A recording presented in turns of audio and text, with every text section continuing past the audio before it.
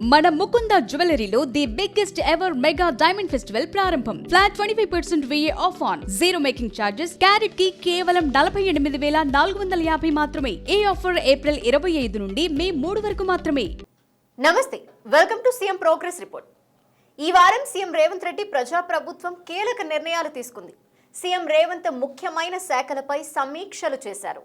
Gig వర్కర్లకు చట్టబద్ధత, మెరుగైన విద్యుత్ అందించేందుకు AI సాంకేతికత వాడకం, సోలార్ పవర్ పెంచుకోవటంపై ఫోకస్, ఆర్టీసీని కాపాడుతామని భరోసా, విద్యార్థులకు సకాలంలో పుస్తక సామాగ్రి అందించేలా చర్యలు తీసుకోవాలని ఆదేశాలు జారీ చేశారు.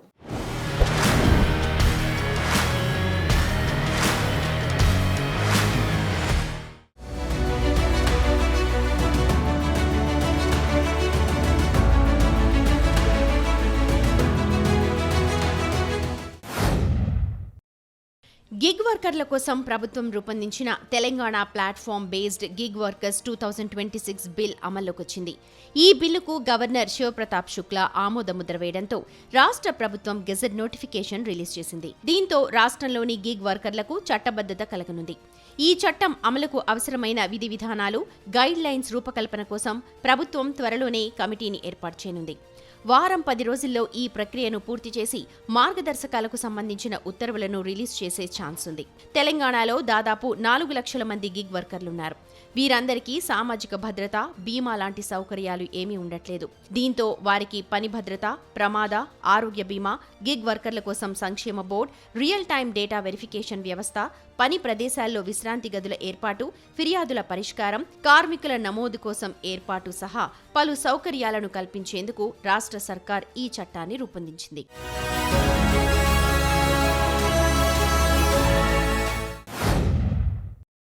రాష్ట్రంలో కొత్త పారిశ్రామిక వాడలు, హై స్పీడ్ రైల్ కారిడార్లు, RRR వంటి అభివృద్ధి ప్రాజెక్టులు రానున్న నేపథ్యంలో డిమాండ్కు తగ్గ విద్యుత్ సరఫరాకు అవసరమైన సబ్ స్టేషన్ల నిర్మాణాన్ని వెంటనే ప్రారంభించాలని సీఎం రేవంత్ రెడ్డి ఈ నెల 1న ఆదేశించారు. విద్యుత్ శాఖపై డిప్యూటీ సీఎం భట్టితో కలిసి సీఎం రేవంత్ ఉన్నత స్థాయి సమీక్షా సమావేశాన్ని నిర్వహించారు. గ్రీన్ ఎనర్జీ పాలసీలో భాగంగా ప్రాధాన్య క్రమంలో దరఖాస్తులు పెట్టుకున్న వారికి అనుమతులు ఇవ్వాలని అధికారులకు చెప్పారు. భారీ డేటా సెంటర్లకు అవసరమైన అనుమతులు మంజూరు చేయాలని సీఎం ఆదేశించారు. సోలార్ పవర్ పై స్వయం సహాయక సంఘాల మహిళలకు అవగాహన కల్పించాలని చెప్పారు. సోలార్ స్టౌల వినియోగంపై ప్రజల్లో అవగాహన పెంచాలని అన్నారు. విద్యుత్ సబ్స్టేషన్ల పక్కనే సోలార్ పవర్ ప్లాంట్లు ఏర్పాటు చేయాలన్నారు. అటు విద్యుత్ శాఖలో సరఫరా లోపాలు, మెరుగైన విద్యుత్ సరఫరాకు AI సాంకేతికతను వినియోగించుకోవాలని చెప్పారు.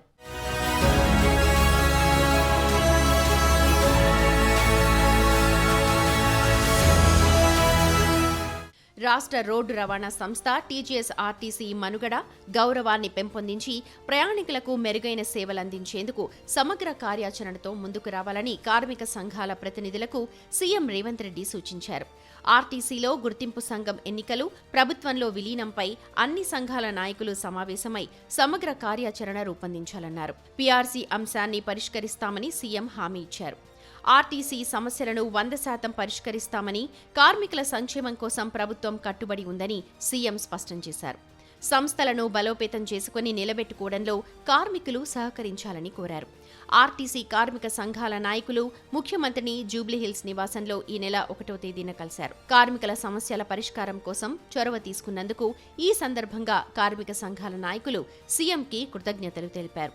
రాజకీయాల ప్రభావానికి లోనైతే సంస్థకు నష్టం జరుగుతుందని, ఆర్టీసీ అప్పులపై ఉన్న వడ్డీ భారాన్ని తగ్గించడానికి ప్రయత్నాలు చేస్తున్నామన్నారు. సంస్థను బలోపేతం చేసుకుని నిలబెట్టుకోవడానికి కార్మికులు సహకరించాలన్నారు. ఆర్టీసీలో ఒక్క డ్రైవర్ని కూడా తగ్గించబోమన్నారు.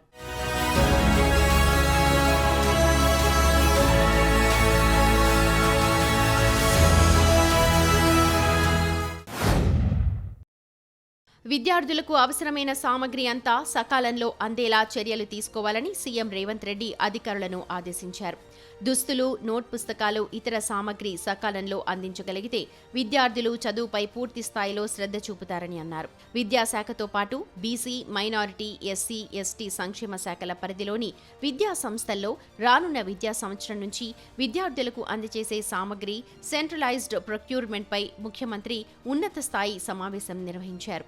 గతంలో ఏ శాఖకు ఆ శాఖ విడిగా ప్రొక్యూర్మెంట్ సరఫరా చేయడంతో సమస్యలొచ్చేవి. చాలా అక్రమాలు జరిగేవని, వాటిని అరికట్టేందుకు సెంట్రలైజ్డ్ కొనుగోలు విధానాన్ని అమలులోకి తెచ్చామన్నారు సీఎం. అవకతవకలను ఎట్టి పరిస్థితుల్లోనూ సహించేది లేదు అని క్లారిటీ ఇచ్చారు. విద్యార్థులకు అందజేసే నోట్బుక్స్, ట్రంక్ పెట్టెలు, ప్లేట్లు, గ్లాసులు, tracks, suits, bedsheets, school bags, ID cards, uniforms అన్నీ క్వాలిటీతో ఉండాలన్నారు. జూన్ 15 నాటికి విద్యార్థులకు అవసరమైన సామగ్రి మొత్తం అందాలని, అలా అందగానే సరఫరాదారులకు చెల్లింపులు పూర్తి చేయాలన్నారు. పంపిణీకి సంబంధించి ఎప్పటికప్పుడు ఫోటోలు, వీడియోలు తీయించాలని, ప్రతి విద్యార్థికి వారికి అవసరమైన సామగ్రి అంతా అందిందా లేదా అన్న విషయాన్ని చెక్ చేయాలన్నారు.